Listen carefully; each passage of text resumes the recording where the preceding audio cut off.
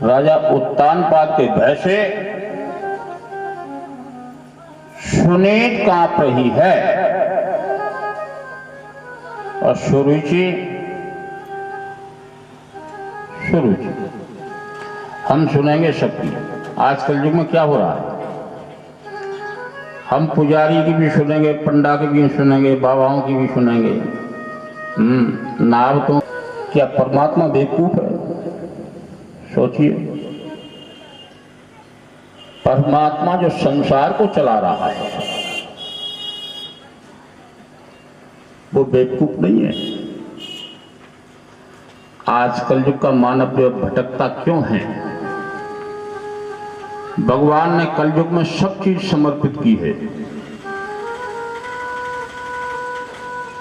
आज हम भटक रहे हैं और किस तरह से लटक रहे हैं। जैसे त्रिशंकु की कथा भी इसमें, न इधर के न इधर के। त्रिशंकु, कलयुग का नकली भक्त जो है त्रिशंकु की तरह से लटक रहा है। सियावर रामचंद्र की जय।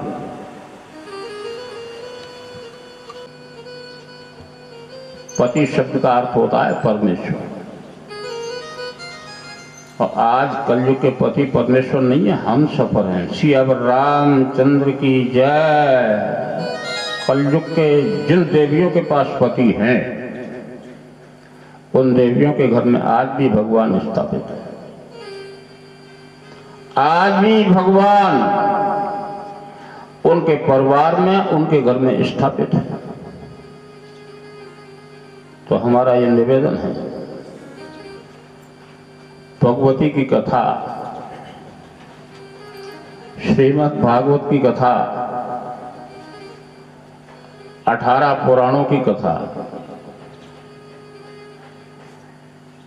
शब्द सिर्फ 7 सुख। दुनिया का चिंतन मत करो, खुद का चिंतन करिए, अपने बच्चों का चिंतन करिए, अपने परिवार का चिंतन करिए, अपने पति का चिंतन करिए। कि हमारा वेद कहता है, ये पुराण कह रहा है कि पर चिंतन पतन की जड़ है। अपना नहीं कोई कुछ कह पाएगा, लेकिन पड़ोसी के विषय में उसकी कमियां देखेंगे।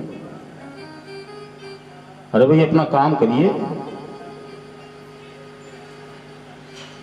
महाराज सुखदेव जी ने यही तो समझाया था राजा परीक्षित को कि राजा परीक्षित, तुमने जो प्रशासन काल चलाया तो अधर्म से कराया, धर्म से नहीं चलाया, इसलिए तुम्हारी ये दशा हुई। जिन परिवारों में धर्म चलता रहता है उनके घर में इंद्र शब्द का अर्थ क्या होता है? हवन में, पूजा में, दिवाली की पूजा में इंद्र जो मंगाई जाती है, इंद्र जो से लक्ष्मी का पूजन होता है। ऐसे ही गंगा में जो एकादशी को देवियां बोती हैं, गंगा में जो एकादशी को कार्तिक नहाती हैं देवियां, तो वृक्षों की परिक्रमा लगाती हैं, जो बोती हैं। क्यों बोती हैं? हमारे बच्चे भगवान हो, हमारा परिवार सुखी हो, हमारे पति की बुद्धि स्थिर हो, हमारे घर से भूता जोनियों का नाश हो, और हमारे घर में भगवान स्थापित हो।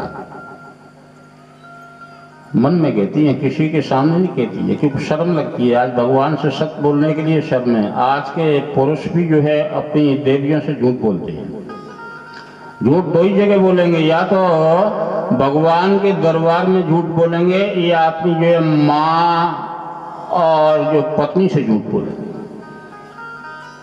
बनाव की बात करते हैं। और फिर मंदिरों में जाओ, कथाओं में जाओ। आजकल कथाओं में, मंदिरों में जाने वालियों में भी सार घर घर में जो है झगड़े चल रहे हैं, कलह चल रहा है। कोई तो बहू से बरक के जाती है कि 2 घंटे के लिए हुआ हूँ, मन मिला थोड़ा सा अच्छा रहेगा। कोई सास से बरक के बहू जो है, चलो मंदिर में सत्संग हो रहा है, चलो फलाने के घर में जाऊंगी तो कुछ मेरी बुद्धि बदलेगी। लेकिन झगड़ा क्यों हो रहा है, इसका कारण क्या है? सास बहू का जो झगड़ा हो रहा है उसका कारण क्या है? और झगड़ा भी जो है दिखाने वाला नहीं है, शीत युद्ध जैसा। तो ये राजा महाराजाओं में, महापुरुषों में, दुष्टों में और देवताओं में अनादि काल से झगड़े होते आए हैं, वो इसमें लिखा हुआ है। उसका जो उपाय भी हुआ है। पहले के राजाओं की 1000 वर्ष की अवस्था होती थी और आज की अवस्था आप देखिए। तो भगवान की पूजा जो है, हर देवियों से हमारा निवेदन है, अपने दिल में स्थापित करिए। और मंदिरों की तो पूजा करना ही है, लेकिन वृक्षों की पूजा करना भी शुरू कर दो।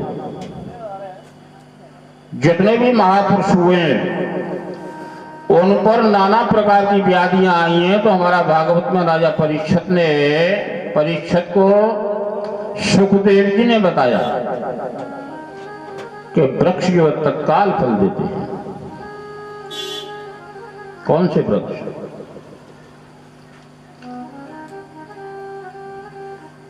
बड़ो पीपर पाकरी रसाला,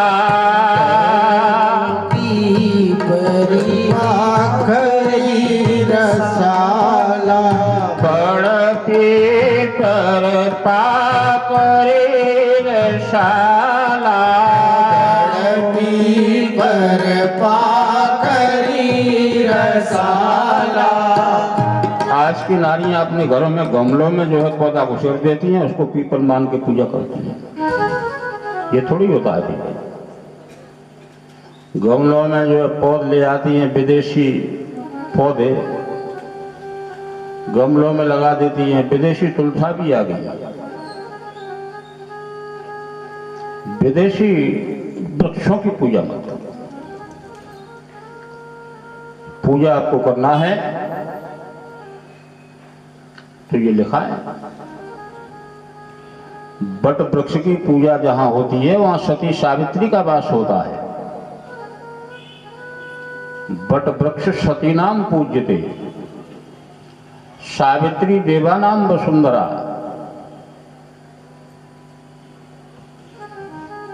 सावित्री, सती सावित्री। नीम के वृक्ष का प्रमाण है, जो पुरुष जो है नीम के वृक्ष की पूजा करेंगे, उन वृक्षों के घर में 1 वर्ष में जो है भगवान लक्ष्मी का साथ लेकर के और स्थापित हो जाएंगे। नीम का वृक्ष, जितने भी महापुरुष हुए हैं उन्होंने नीम के वृक्ष की पूजा की है। और अब नीम में भी लोग देखते हैं कि ये मीठा नीम है, ये कड़वा नीम है। नीम मानेंगे काय का मीठा और काय का कड़वा।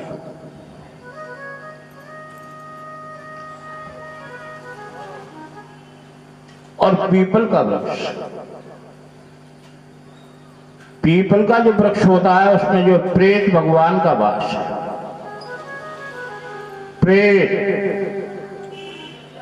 जो प्रेत आपके परिवार में जो है निवास करता है, जो आपके पितर होते हैं, पितर। भाई कल मैंने आपको बताया था, शरीर के ढांचे को, पिंजरे को जला के आते हो आप, आत्मा थोड़ी जला पाओगे। आत्मा तो परमात्मा से संबंधित है, ये कभी मरती नहीं है। अहंकार मरता रहता है।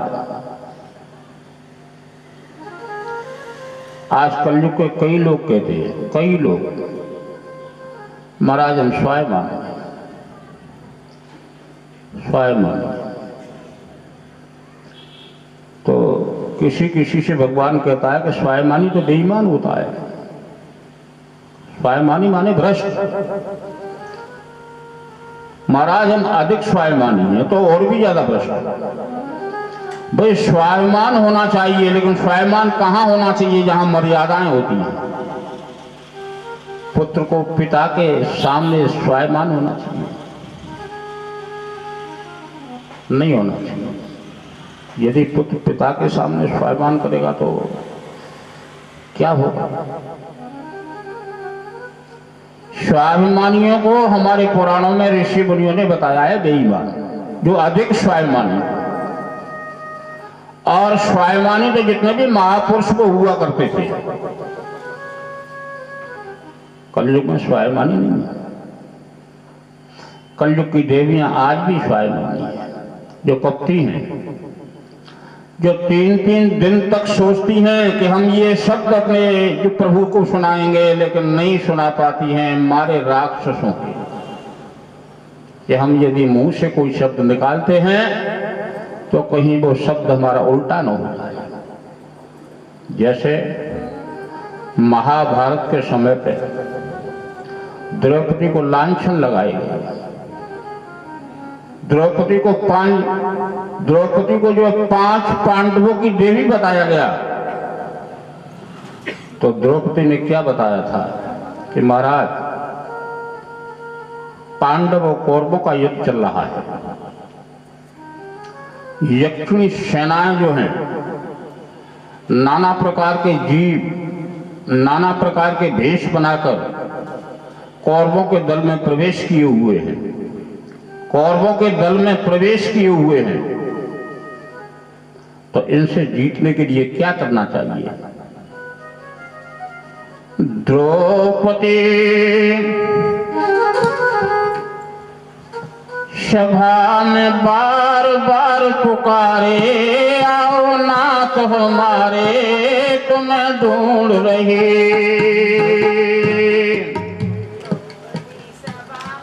चुपचाप पूजा करती हैं देवियां, चुपचाप पूजा करती हैं। हे प्रभु, और प्रभु का नाम कब लेती हैं? और प्रभु कब सुनता है? जब सब बल थक जाते हैं। सारे बल, पैसा को बल और प्रभाव को बल और मोड़न को बल और नाना प्रकार के नकली जो बल जब तक नहीं थकेंगे, तब तक प्रभु जो है आपके पास में आपकी नहीं सुनेंगे। इसलिए प्रभु को यदि भूल गए तो मेरा इन देवियों से निवेदन है कि परमात्मा को कभी मत भूलना। इसलिए यदि तुम परमात्मा को भूल जाओगे तो परमात्मा बहरे भी हो जाएंगे और परमात्मा गूंगे भी हो जाएंगे, और परमात्मा आपको फल देना बंद कर देंगे। परमात्मा अपना दूसरा रूप बना लेंगे। कैसा? जैसी तुम्हारी सोच है, तुम्हारी सोच। तो राजा उत्तानपाद की 2 रानियां थी। ध्रुव, एक रानी से ध्रुव का जन्म हुआ। छोटा बालक, सोचिए कितनी देवियां पड़ोसी अपनी दौरानी के बच्चों से मोह करती हैं असली। सोचो आप। और कितनी दौरानियां अपनी जेठानी के बच्चों से मोह करती हैं असली। असली, नकली तो करती हैं, असली। और वो 2 रानियां थी, तब वो दोनों जो है ध्रुव से मोह करती थी, लेकिन पिता मोह नहीं करता था।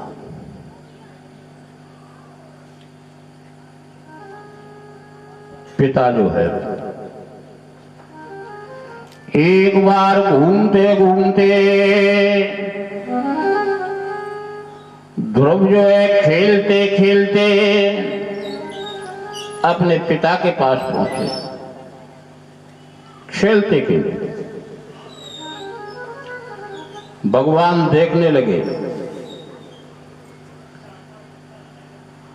भगवान सब कुछ देख रहे हैं आकाश मार्ग से। भगवान तो निराकार हैं। भगवान तो आपकी सोच में है, जहां आप चलते हो वहां भगवान चलते हैं, जहां बैठते हो वहां भगवान बैठते हैं। लेकिन भगवान को देखने का धर्म आप पाएंगे। भगवान का सिंहासन बुद्धि के अंदर है। बुद्धि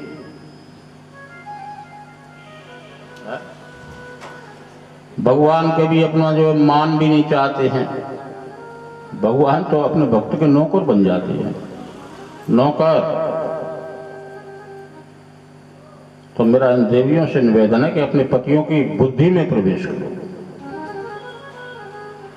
और अपने घर के मुखिया की बुद्धि में प्रवेश करो। उनसे ये कहो कि 84 लाख योनियों के बाद जो है ये हीरा जैसा जीवन मनुष्य का मिला है, इसको व्यथाई क्यों गुमा रही है? दूसरे का चिंतन करोगे तो क्या होगा? महापुरुषों ने कभी दूसरे का चिंतन थोड़ी किया है। आज हम जो है सब कुछ कर रहे हैं, फिर भी सुखी क्यों नहीं है? ये तथ्य देखिए कि ये चोर कौन सा है जो हमको सुखी नहीं रहने दे रहा है। भगवान की कथा से इसको ढूंढिए।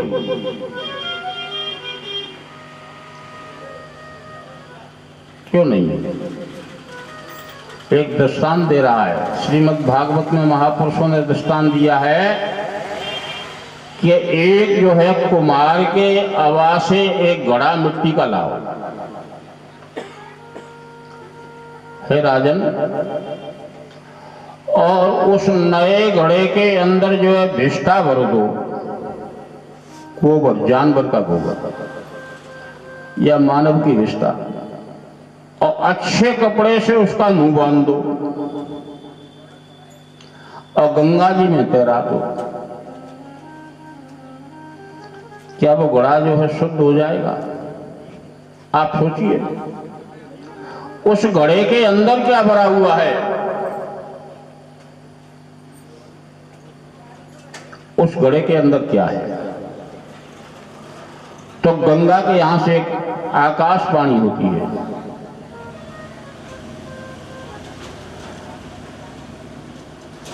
गंगा सब पापने की छेनी, बोलो। गंगा सब पापने की छेनी। गंगा सब पापने की छेनी। गंगा सब पापने की छेनी।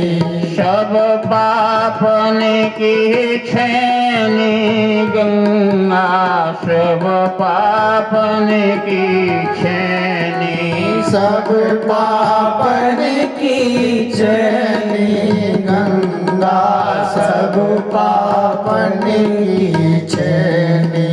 लगी रही स्वर्ग नशैनी। गंगा सब पापने की छेनी। लगे रही स्वर्ग नशैनी। गंगा सब पापने की छेनी।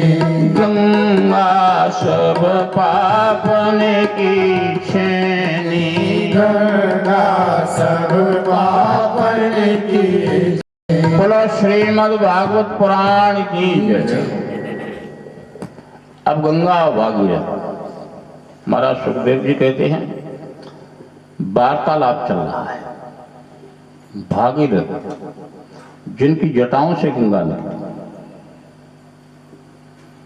जिनकी कृपा से भगवान शंकर की जटाओं में दर्शा दिया, भागीरथ की विशेष। जैसे राजा बलि और वामन भगवान का प्रसंग आपके सामने आएगा। बलि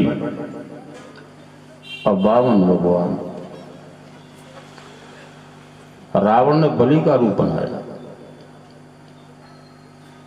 तो जितने भी महापुरुष हैं राक्षसी प्रवृत्ति में वो अपना रूप जो बदल लेते हैं, इनसे सावधान रहने की जरूरत है। जितने भी बली लोग हैं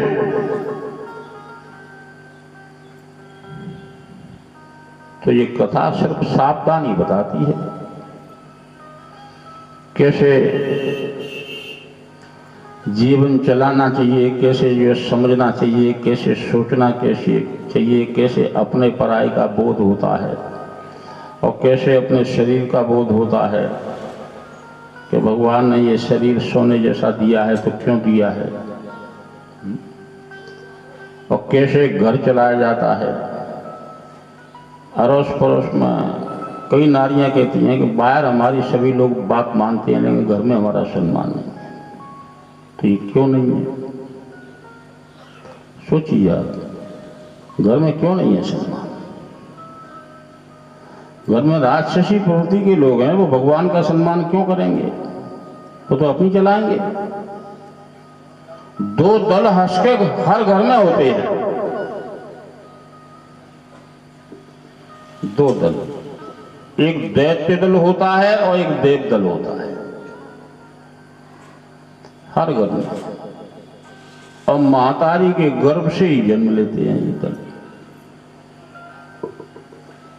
मां के गर्भ से। हिरण्यकश्यप, कल मैंने आपको बताया था कि पुण्य और पाप ये दोनों की जो वर्षाएं हो रही हैं, ये तो क्षीण करती हैं, इनके दर्शन से ही क्षीण हो जाता है। मंदिरों में जाके कुछ बुद्धि बदल जाए तो मंदिर में जाओ,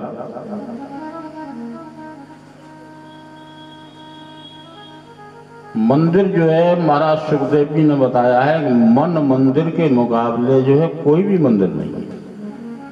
ये तो महापुरुषों के चिन्ह हैं। जैसे आप यहां से भोपाल जाओगे तो रास्ते में ब्रेकर लगे हुए हैं, ब्रेकर,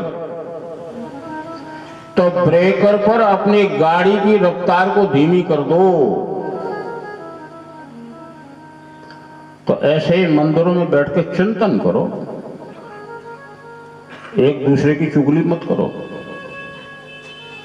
मंदिरों में सास की, बहू की, नंद की, भौजाई की, जेठानी की कहानी मन सुनाओ। मंदिर में सिर्फ जो है बैठ करके चिंतन करिए कि हे भगवती, हमें किसी भी तरह से ऐसी शक्ति प्रदान करो जिससे हमारे बच्चों का विकास हो। धन मत मांगो, क्योंकि धन मंदिरों में कहां है। यदि तुम्हारे पास कुछ है तो वहां दे आओ उनको। पुजारी लोग बैठे हुए हैं। तो महाराज उत्तानपाद ने काफी समझाया। किसको? एक दिन खेलते खेलते ध्रुव ने उत्तानपाद राजा की गोद में जो है बैठना चाहा। सोई जो है दूसरी मां वहां इस दृश्य को देख के भगवान ने कहा कि ईर्ष्या का नाश नहीं होगा।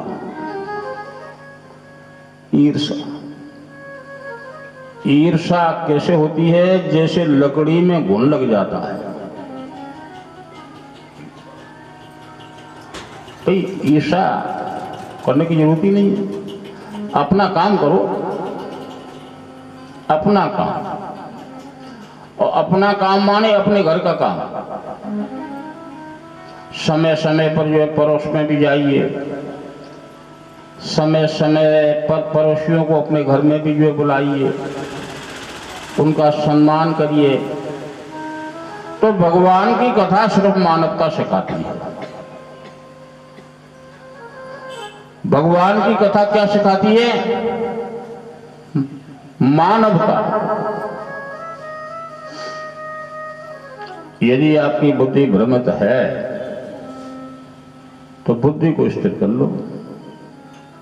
और भगवान के तो दो रूप हैं। कुछ लोगों मोहब्बत करके आबाद होते हैं, कुछ लोग मोहब्बत करके आबाद होते हैं, कुछ लोग मोहब्बत करके बर्बाद होते हैं, कुछ लोग मोहब्बत करके बर्बाद होते हैं, कुछ लोग मोहब्बत करके बर्बाद होते हैं, कुछ लोग मोहब्बत करके बर्बाद होते हैं। बोलो श्रीमद् भागवत पुराण की जय हो। उत्तानपाद नाम के राजा को ये संकेत मिला, किसका? ब्रह्म का, कि राजा बुद्धि को बदली। और राजा का तो क्रम है, पहले योगी होगा वो राजा बनेगा, योगी, भोगी और रोगी। और जब तुम्हारा योग बिगड़ जाएगा, तुम्हारा भोग बिगड़ जाएगा तो रोगी हो जाओगे। योग मत बिगड़ने दो, या तो योग में जाओ मत, और योग में जाओ तो उसको बिगड़ने दो। ऐसा नहीं है देवियां नहीं है, देवियां आज बहुत हैं। 60% देवियां पृथ्वी पर जो है इन पापियों के भार से संघर्ष कर रही हैं। सियावर रामचंद्र की है। 60% देवियां, और पापी कितने हैं? 80% देवियां संघर्ष कर रही हैं कि उन पापियों का कर्म बदल जाए, लेकिन कह नहीं पा रही। कहें किसी से, कौन से कहें? आंधरे के आगे रो अपने नैना खो। सोचिए आप, भाई कोई सुने तो कहें, और जब कोई सुनने वाला नहीं है तो बेचारी चुप रह जाती है और परमात्मा से निवेदन करती रहती हैं कि जो भी कुछ है। कोई बेचारी घबरा जाती है तो मेरा निवेदन ये है, महाराज सुखदेव जी कहते हैं कि मनुष्य योनि में घबराइए नहीं। मनुष्य योनि में यदि आप घबरा गए तो चले गए रसातल में। संघर्ष करो। महापुरुष जो होते हैं वो संघर्ष करते हैं। अब वो कभी सुख किसी से नहीं मांगते हैं। वो तो सुख सबको देते हैं, सबको देते हैं। सुख नहीं चाहिए, भगवान को कभी सुख नहीं चाहिए। आपको एक उदाहरण बताता हूं कि जब राम जी जो हैं अयोध्या में अवतरित हुए तो कैसे हुए? इधर युग बदलना था। जब जो किसी भी चीज की अति हो जाती है तो अति को परमेश्वर को बहुत बड़ा बैर होता है। तो ऐसी स्थिति में कोई न कोई घटना घट जाती है। अति हो गई अयोध्या में। एक दिन जो है अयोध्या के राजा दशरथ एक जो है बगल के देश में जो है पंचायत के लिए बुलाए थे। मगध देश, विदेश में, जैसे अपने हिंदुस्तान के प्रधानमंत्री जो है विदेशों में घूम रहे हैं और वहां से हिंदुस्तान से जो है सुलह करा रहे हैं। तो ऐसे ही राजा लोग एक दूसरे जो है देश में जाकर के संबंध बनाते थे। एक निर्णय दिया तो वहां के राजा ने कह दिया कि दशरथ तो नुपुत्री है। दशरथ तेरे पुत्र नहीं है। जिस राजा के पुत्र नहीं होता है वो राजा जो है निर्णय देने का अधिकारी नहीं होता है, तेरी बात को मान नहीं किया जाएगा। ये शब्द बुरा लग गया, बहुत बुरा लग गया। दशरथ सहम गए। दशरथ ने आकर के अयोध्या में जो है कैकेयी के भवन में मूर्छित हो गए और तीनों लोगों के देवताओं ने विमानों से यह दृश्य देखा। दशरथ जी मूर्छित पड़े हुए हैं। कौशल्या आई। कौशल्या ने दशरथ की हालत को देखा।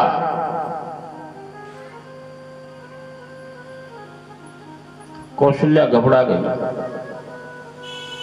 आज प्रभु का अपमान हो गया, या क्या कारण हो गया? कौशल्या ने सुमंत को बुलाया। सुमंत मंत्री था। सुमंत आए। सुमंत से जो है दशरथ जी बोले कि सुमंत, तुम जो है गुरु वशिष्ठ के पास जाइए, रथ लेके गुरु वशिष्ठ के पास। सुमंत अपना रथ ले गए। अयोध्या में दशरथ के पास 3 रथ थे। एक रथ जो रजोगुण से संबंधित था, सोने के पहिया, और एक रथ जो है तमोगुण से संबंधित था, और एक जो है सतोगुण से संबंधित था। तो राजा दशरथ का मंत्री जो है सुमंत जो है सतोगुण वाले रथ को, जो कौशल्या जी का रथ था, उसको लेके गए। दशरथ आए। दशरथ का सम्मान किया गया। उन्होंने देख के नाड़ी, और दशरथ जी ने खड़े होकर के अपना सिर जो है गुरु वशिष्ठ के पैरों में रख दिया कि महाराज मुझे जो पुत्र चाहिए, सियावर रामचंद्र की जय। और कुछ नहीं चाहिए, मेरे पास सब कुछ है, मुझे चाहिए पुत्र। क्यों? विद्या नाम नरस्य रूपमधिकम् प्रगक्षणम स्वक्षम धनम। श्रीमद् भागवत का मंत्र है, श्लोक। महाराज मुझे पुत्र की जरूरत है। दशरथ गुरु ने, वशिष्ठ ने कहा कि दशरथ तेरी चौथी अवस्था है, चौथी अवस्था। 7 जन्म भी पुत्र का योग नहीं है। सियावर रामचंद्र की जय। 7 जन्म। क्यों? तने अपने प्रशासन काल में और कई जन्मों से घोर पाप। शरणम हरे शरणम हरि शरणम हरि शरणम हरि शरणम हरि शरणम। पुत्र भी भाग्य से मिलते हैं, और पुत्र के रूप में बैरी भी मिलते हैं, दुश्मन भी मिलते हैं। संतान बड़ा गूढ़ खेल है। मनुष्य जीवन को चलाना सांप का खिलाना। जरा चूके फूंक, कहाँ धर्म है कहाँ अधर्म है। जैसे अपन लोग मंदिर में भगवान को देखते रहते हैं, देखने के लिए जाते हैं, और जिस समय तुम मंदिर में गए उस समय भगवान जो है बाथरूम में घुस गए तो क्या करोगे आप? ये तो भगवान है। जिस समय हम मंदिर में दर्शन के लिए गए और भगवान जो है किसी गली में घूम गए, तो जैसे एक दृष्टांत है, शंकर भगवान मृतलोक में आए और कलयुग में शंकर भगवान ने कलयुग के आदमी को देखा। नारद जी कहाँ रुकेंगे? हम तो वहां रुकेंगे जहां जो है कोई धर्म होगा, में रुके हैं कि मस्जिद में रुके हैं कि गुरुद्वारे में रुके हैं, तो भगवान एक वेश्या के घर में पहुंच गए। सियावर रामचंद्र की। सोचिए भगवान कहाँ पहुंचे शंकर, एक वेश्या। उस वेश्या का दूसरा जन्म जो है गणिका नाम से हुआ। उस वेश्या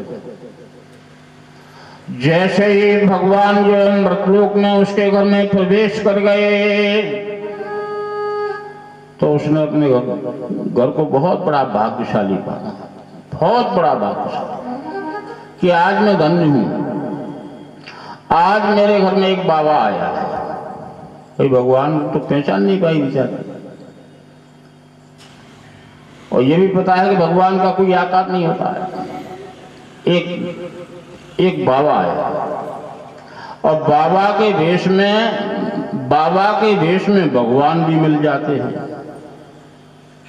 क्योंकि भगवान जो है कोई न कोई तो बहाना देखेंगे। जैसे गुरु के हृदय में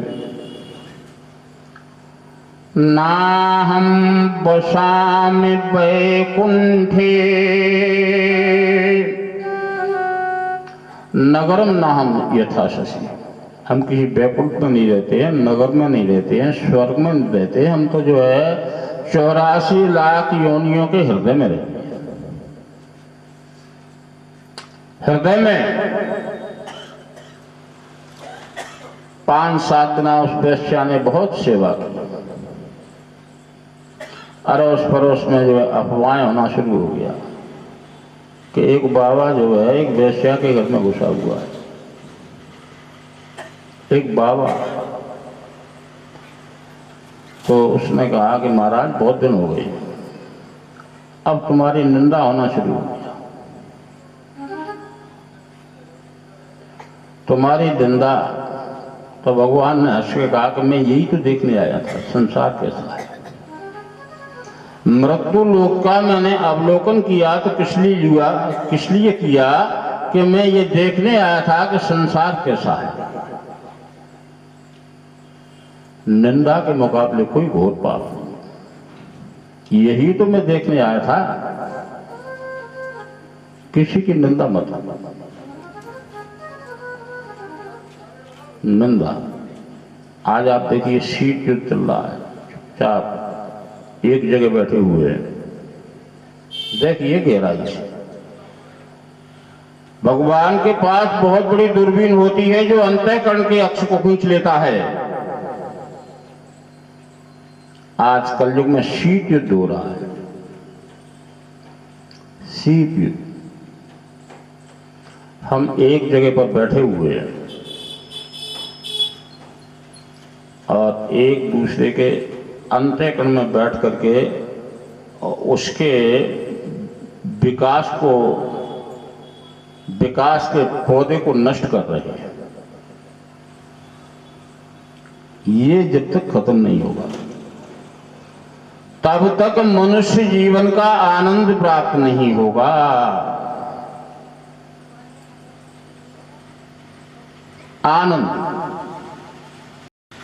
आनंद यदि आपको लेना है तो भागवत का दर्शन करने से आनंद मिल जाता है। कहीं भी मेरा इन देवियों से निवेदन, जहां भी कथा हो, समझ में आए या ना आए, चिंतन हो या ना हो, लेकिन पुराण का दर्शन अवश्य करिए। और 2 घंटे बैठ करके उस पंडाल के नीचे जो है चिंतन करिए, क्योंकि उस पंडाल के नीचे जो नैमिषारण्य तीर्थ का वास होता है, जहां पुराण रखा हुआ है।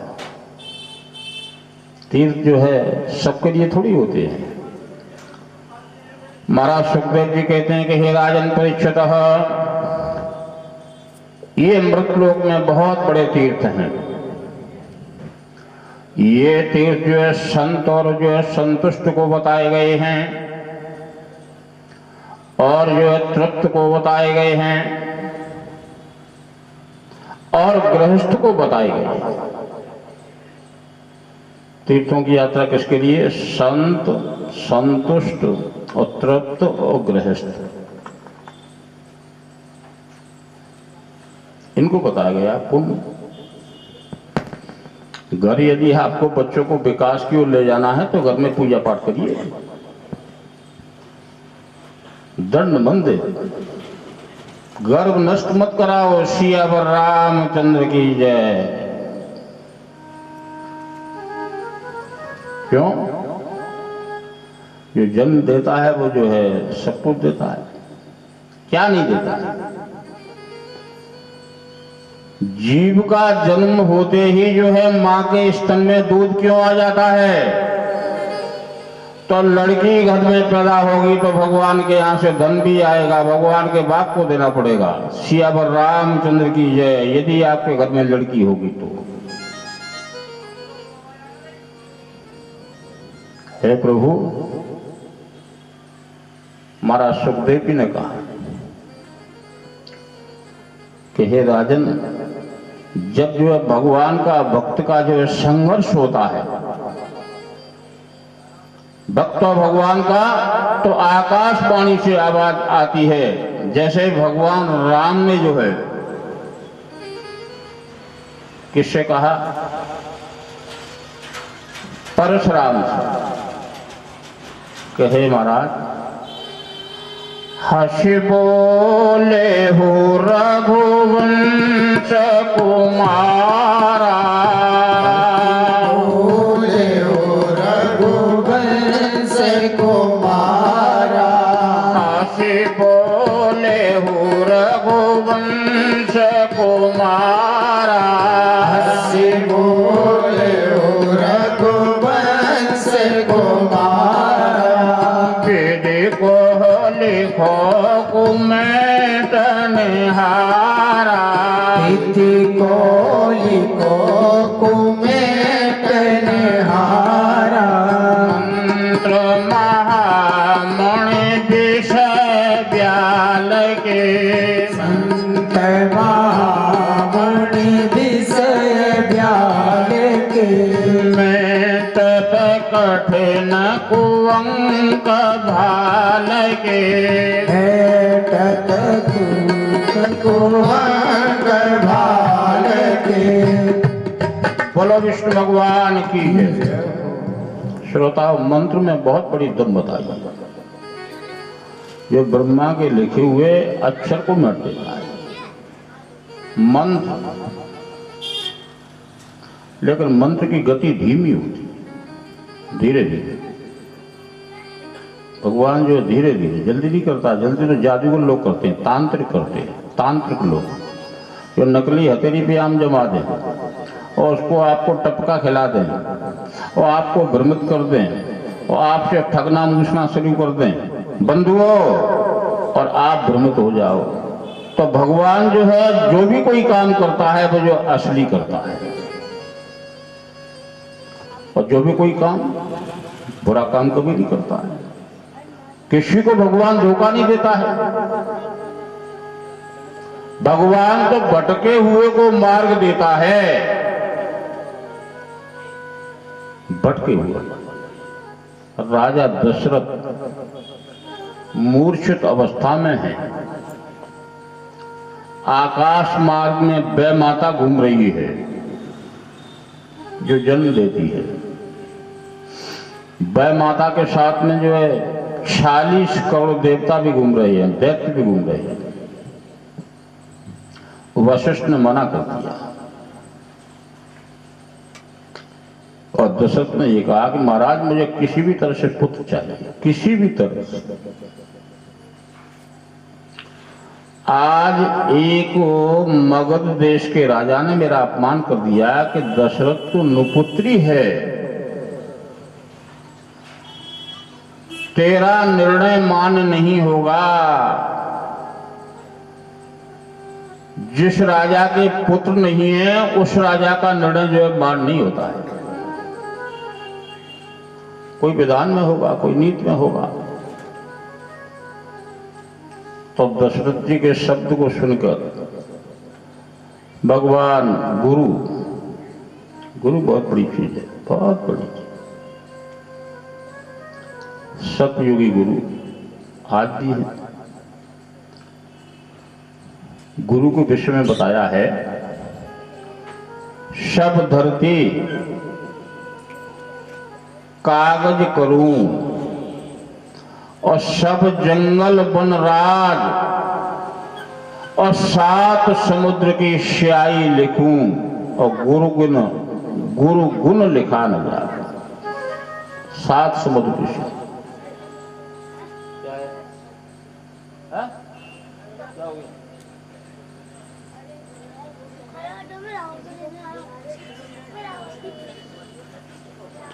सीताराम सीताराम सीताराम कहिए, सीताराम सीताराम सीताराम कहिए।